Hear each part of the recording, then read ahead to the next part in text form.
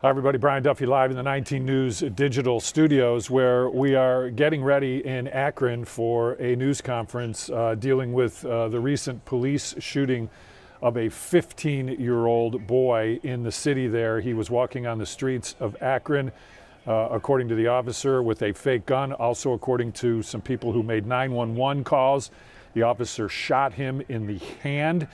We believe we're going to hear from the family. We're also going to hear from the attorneys, which is the Akolo attorneys.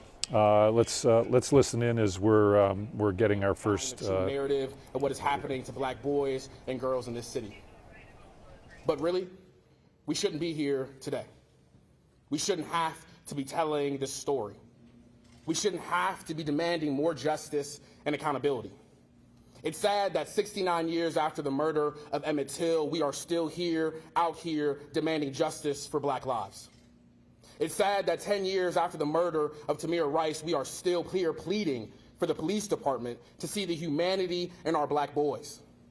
It's sad that after the murder of Jalen Walker, Patrick King, Charles Hicks, Elijah Cade, and so many others, that this police department, mayor after mayor after mayor, keeps seeing an increase in funds to continue terrorizing our communities. When will enough be enough? When will no justice, no peace actually mean something? I consider it a privilege to carry on the tradition of radical black lawyering in this country, to carry on the tradition of fighting for the freedom and humanity of black people in this country, to speak truth to power and be unapologetic in this fight. I consider it a privilege to use my voice to stand alongside Tavion and his family in demanding justice and accountability. Demanding this community and this police department see the humanity in Tavion and the countless other black kids in this city who just want to be free. Free to live a full, healthy, and safe life.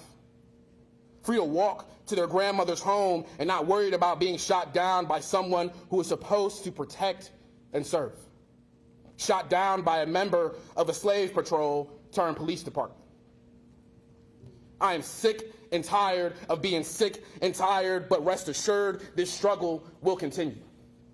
Tavion and his family will get justice, and our people will organize, and we will get free. Today, we have a list of demands. We expect Mayor Malik, Chief Harding, Akron City Council, and the Department of Justice to move swiftly and expeditiously on these demands for the sake of black life. We demand that Ryan Westlake be immediately terminated from the Akron Police Department. It's come to our attention that Westlake was also found to have improperly used his taser against an Akron resident.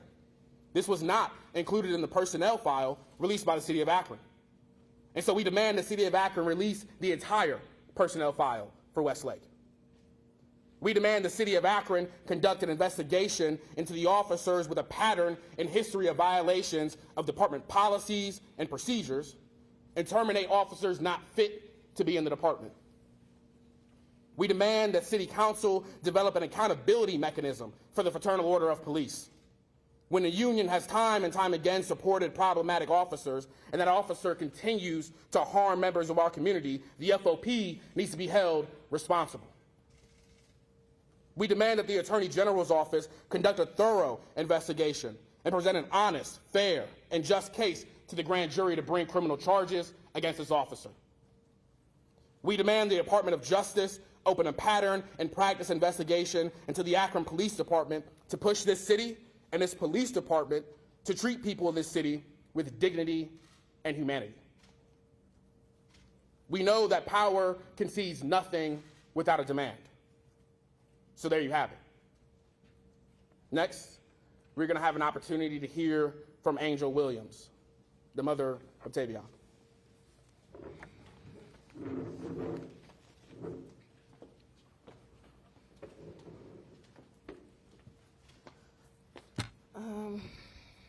I really didn't know what I was going to get up here and say.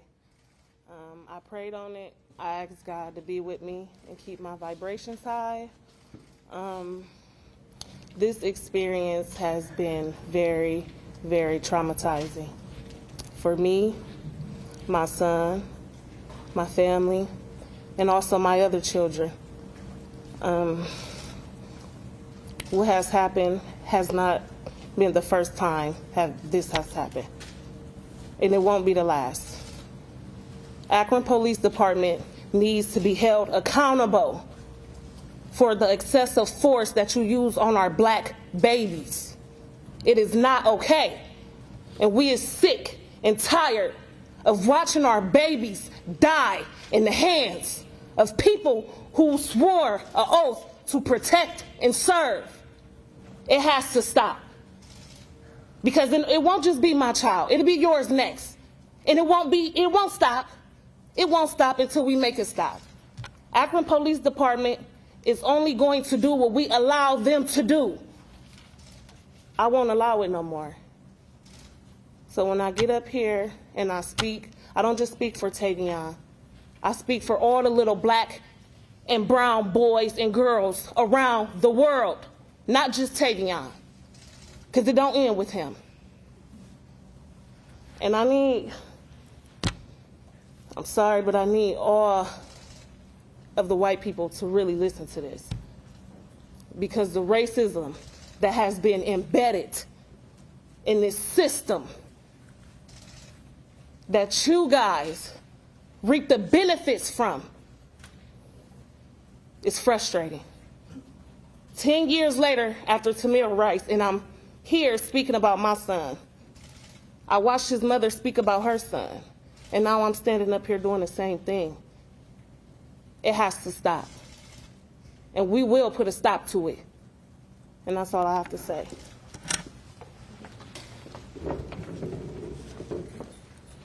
Next, we're going to have an opportunity to hear from James Kuntz, father.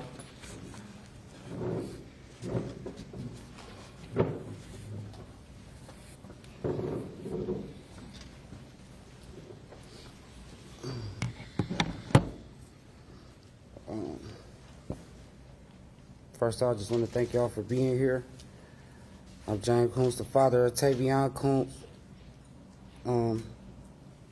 I just want to say I'm saddened by what took place April 1st, 2024.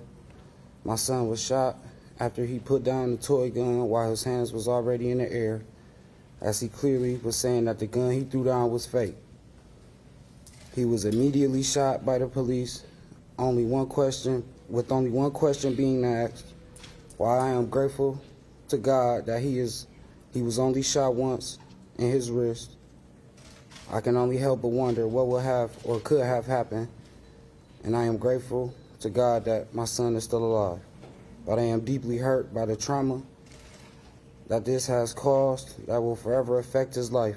He has lost sleep behind this incident. He has been afraid and anxious, staying up late at night and waking up multiple times throughout the night.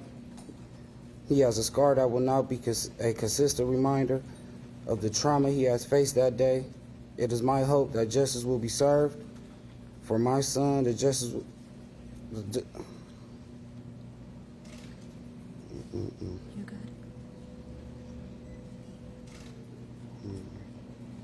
that justice will be served for many of our other black young men that tend to grow up and become labeled as a threat in our society.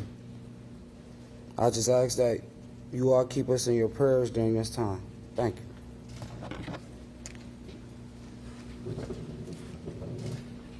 Next, we're going to hear from Dominique Mingo, Tavion's aunt.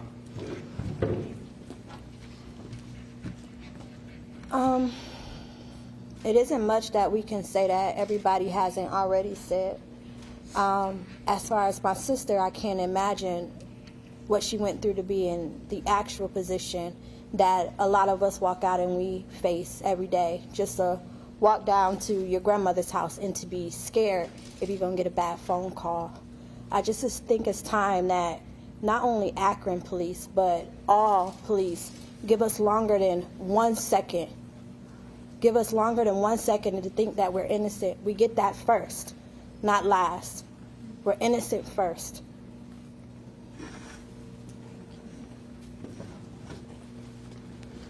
Next, we're going to have an opportunity to hear from the president of the Akron chapter of the NAACP, Judy Hill.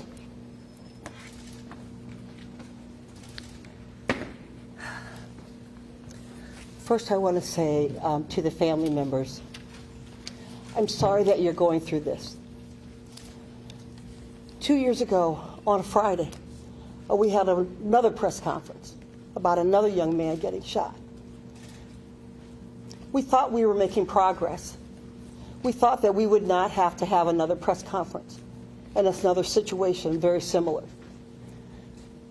We thought that we were working with our city and our police department to make some changes.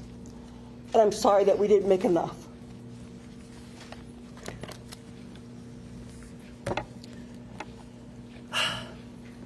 So today we're having another press conference about another young black male being shot. So some of the same emotions are surfacing. I guess I want to say we are blessed that he is here with us today. But for some reason, when I read the comments online, and I don't usually do that, but I'm disturbed by some of the reactions. So when I think about the situation and I look at the body cam footage, there were no reports of any shots fired. There was no report of a home being damaged. There was no report of any gang or large groups of individuals or youth. There was no perceived threat. There was no loud music, no cursing. I'm trying to figure this out. There was no disobedience. There was a man walking down the street. You don't know his age. You don't know anything about him except his color. So for me, officers are trained to assess a situation. In the video, at no time did the young man endanger the lives of anyone on the scene. At no time in the video did the young man endanger the police officer. At no time in the video did you see that young man lunge at the officer or do anything that looked threatening. At no time in the video did that young man say anything that looked like he was threatening. But what we did see in the video was the officer pull up, see him verbalize something to the young man, and before he could completely stop his car, he shot and fired. Now, folks, I believe that the officer deserved the right to go home to his family. I believe that young man deserved the right to go home to his grandmother and to his family. I believe that. But when you don't have the opportunity to do that, then there's something wrong. So the individuals online who make comments and say, you know what, he should not have done that. He should not. I agree. He shouldn't have had a toy gun. But an officer who is trained to assess a situation, who is an adult and is trained, I'm going to keep saying that, should not have shot a 14-year-old child. Now, at the time of the situation, he didn't know he was a 14-year-old. He had no idea. But what he did know, he was a young person walking alone with what was perceived to be a weapon in his hand. But at no time did he allow to assess a situation based on his training, if that is a part of his training. So it goes back to something we said 2 years ago. Akron needs to have an investigation of a pattern and practice investigation. We are still at the same place doing the same thing at the same situation when it comes to our black and brown children. It's got to stop. Just recently, the city of Akron is in the process of selecting a new police chief. And the interim police chief is putting out right now the trainings that the officers must adhere to. If you get a chance, check out what they want them to do. It has nothing to do with de-escalation. It has nothing to do with community policing. If you get a chance, talk to an officer and find out. We're looking at more police brutality training instead of how do we change the narrative so that this doesn't happen again. Thank you. And last, we'll have an opportunity to hear from the executive director of the Freedom Bloc, Ray Green.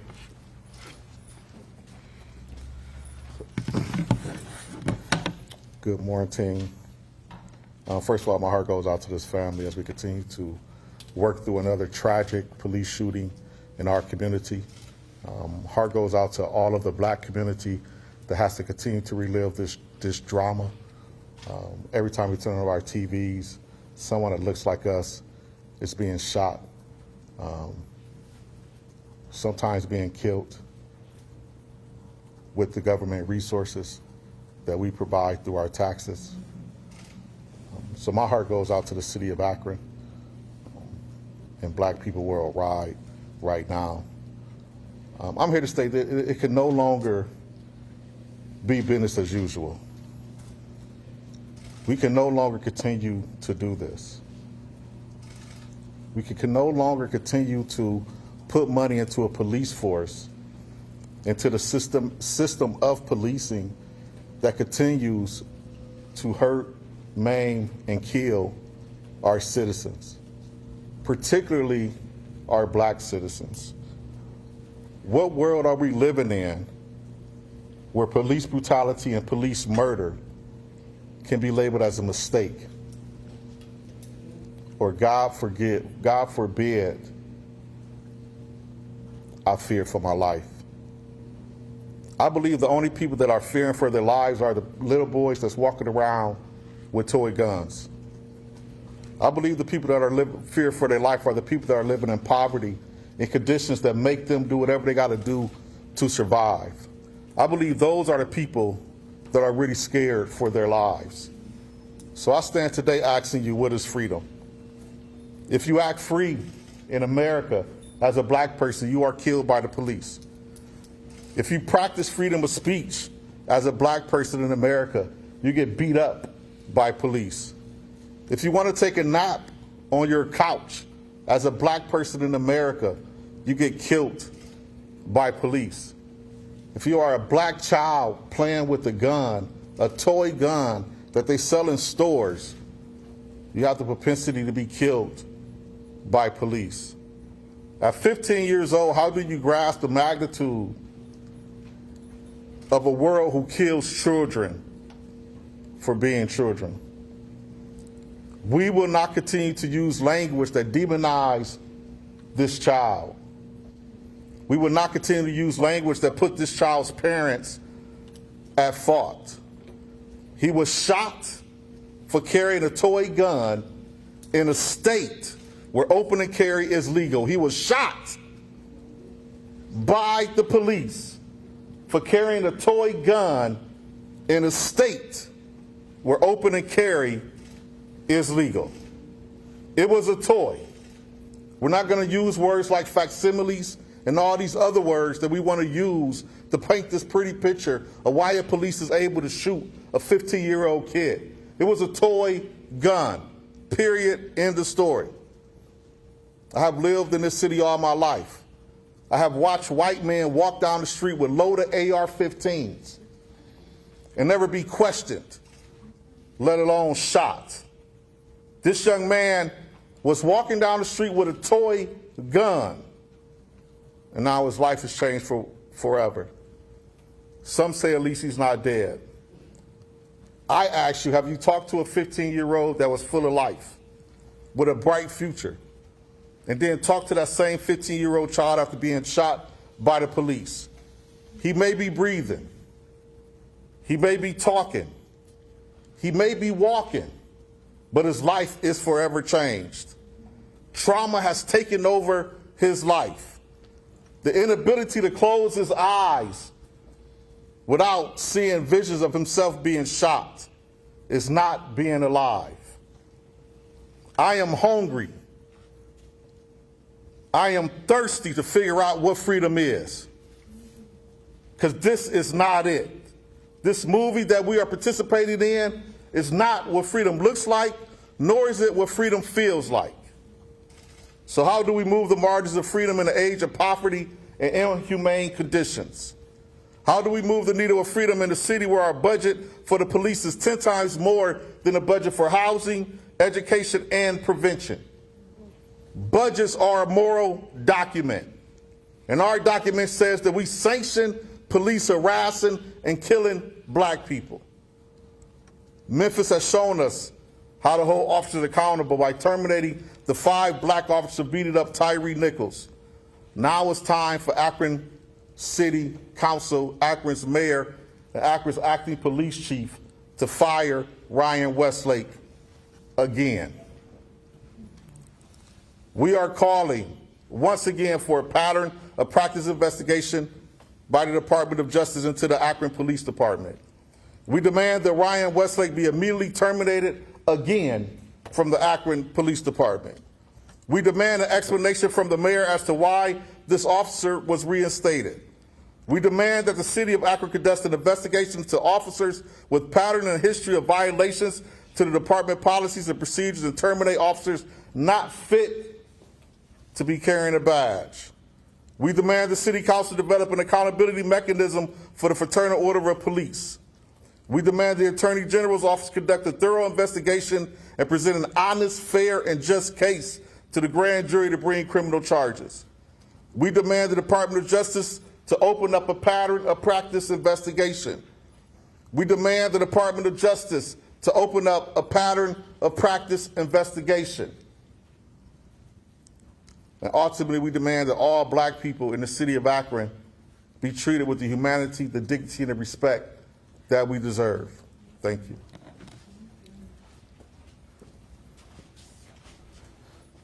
Know that we will continue to struggle until freedom. Until black boys and girls and black people in this city and across this country are treated with the dignity and humanity that they deserve.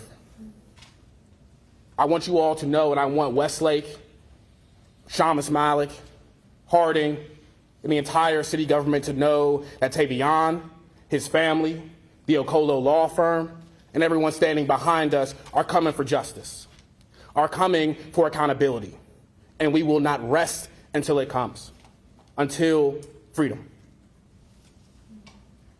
At this time, I'll take a couple of questions from folks out in the audience. Can you go back to the day he was walking to his grandmother's? What has Tavion told you about what he was doing? Where did he get the toy gun? And did he ever point it at officers? On April 1st, Tavion was being a kid. He was being a kid walking down the street with a toy, going to his grandmother's house. For Tavion, this was just a normal, regular day. But unfortunately for Tavion, Tavion can't be a black kid walking down the street with a toy, because someone called and said, oh, he's pointing it around. Oh, he's pointing it at houses. And she didn't even call 911. She called the non-emergency line, because even she didn't believe it was an emergency. And despite all of that, despite Tavion just being a kid walking down the street, Officer Westlake pulled up, and before he even got out of that vehicle, he shot at Tavion. He shot at Tavion as Tavion was putting the gun on the ground and having his hands up.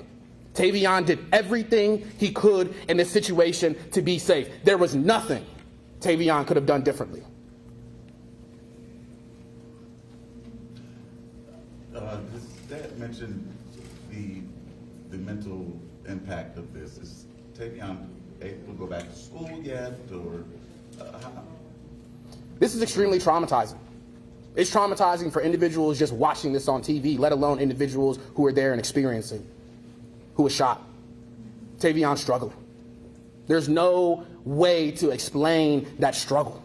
There's no way to explain the mental toll that that has on a 15-year-old kid. To recognize at this age, that this city, folks don't believe that you're human. And so he's struggling. He's traumatized. It's going to take so much time, therapy, to figure out any sense of normal, any sense of how to be a 15-year-old black kid in this country. My heart goes out to Tavion because I can't imagine how you deal with something like this. One other question. After the Jalen Walker killing, the city organized the Citizens Police Oversight Board. Has that played a role in this? Have you all been in contact with them? What can they do in this situation? Can they do anything in this situation? You know, it's no question that we've seen some struggles with our civilian review board here in Akron, and the new creation of this review board, and the struggles of them conducting rules and figuring out how they're going to operate. Now, at this point, they don't have the investigative powers that allow them to step in at this point, but we certainly expect them to conduct an investigation once the state, as well as the city, has conducted theirs. Tavion have any lasting health problems because of the shooting? You mentioned him having a scar, but anything beyond that? Is his hand damaged permanently? His hand is not damaged permanently, but for the rest of his life, he will have some strain from what's going on here. He will have some injury for the rest of his life from what he had to go through. He will always be injured from this. In the body camera footage, he mentioned that he was coming back from his cousin's funeral. Who's his cousin, and how did he die? More information will be coming out about who his cousin is and what happened, but his cousin died from being shot. Why do you think the city named the officer who shot Tavion, but have not named the officers who shot Jalen Walker? You know, I think a lot of it is, this continuation of trying to cover themselves. I think the police department knew that this officer, the mayor knew this officer was a problem, and they have to get out in front of it. Because there's no reason this officer should have been on the department. There's no reason you get fired from a police department and then get reinstated the very next day. How can you have a letter go out that says you're unfit to be a member of the Akron Police Department, and that very next day you're reinstated? It absolutely makes no sense. This city understands that we have a pattern and practice of black people, black boys and girls being traumatized and being terrorized by this Akron Police Department. And they need to do something. And simply putting out his personnel file, one that's not even full, is not enough. They need to fire this officer. I need an explanation as to why he's even on the department to begin with. Can you share more about the personnel file? You said it's not full. I know you mentioned his use of the taser. Can you just go into more detail about that? So there was an incident, a use of force incident, where this officer tased someone unjustly. Another officer even tried to stop him from tasing this individual for absolutely no reason. Officers were trying to help this individual get out of a vehicle, and Officer Westlake comes up and tases this individual. Even the department found it unjustified. The Fraternal Order of Police, I'm sure, found it unjustified. Why is he here? When and where was that, if you know? More information about that will be coming out. We will certainly be free to put out the use of force investigation report, as well as what Westlake put in his use of force report. Thank you. Have police or the city reached out to the families in the last 2 weeks? So the family has had an opportunity, obviously, to see the video upon our request before it came out into the media. Shamus Malik has not reached out to myself, has not reached out to the family.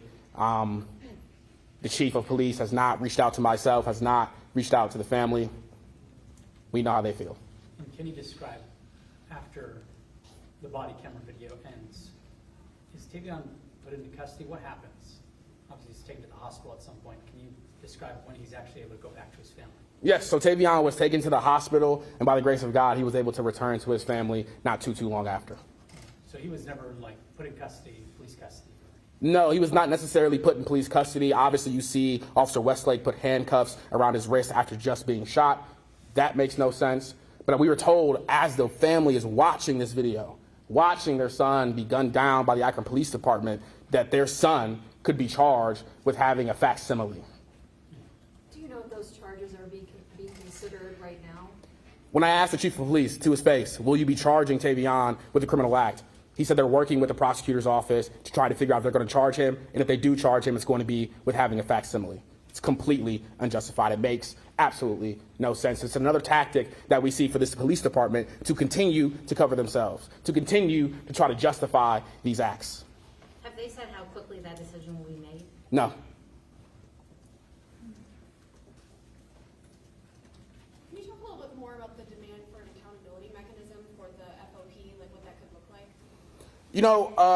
A little while back, former Councilman Russ Neal brought some legislation to the floor to try to have the FOP be held accountable in situations like this. In situations in which an officer had a pattern and practice of violating the department's policies and procedures, and that if this FOP was to continue to advocate for these officers, that they should be held responsible and accountable if those officers continue to go out and terrorize our community. Just as a clarification, I know Judy said 14, but it's Tavion 15? Yes, Tavion's 15 years old. 15, okay. Is the family planning to sue the city and the Akron Police Department? Yes, that's what happens in this situation. Unfortunately, in this country, the only way that this family can affirmatively reach justice is a civil lawsuit. Unfortunately, this family does not have the option to affirmatively bring criminal charges. Unfortunately, it's not up to this family to be able to go in front of this grand jury and tell them exactly what happened to their son. It's unfortunate that Tavion will not be able to go in front of this grand jury and tell them what happened to him, how it happened, and how sick and tired we are of it happening in this community. So thank you. We appreciate you all coming out. Last question. Left or right hand, I know when we walked in, is Tavion. I know he's not going to speak.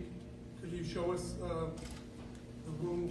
There's no need to. Thank you. I just mean the cast. There's no need to. Thank you. Okay. And with that, we appreciate you all coming. We appreciate you all amplifying the voices of this family and the voices of Tavion. Thank you. Thank you.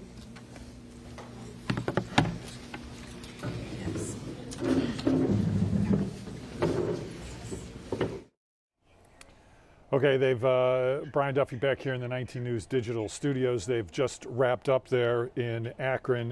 That was Imoka Akolo. That is the attorney for Tavion Kuntz Williams and his family. As they move through this process, it's going to be a long process. We want to tell you a couple of things here, just so we're clear on some of the procedural stuff that's going on.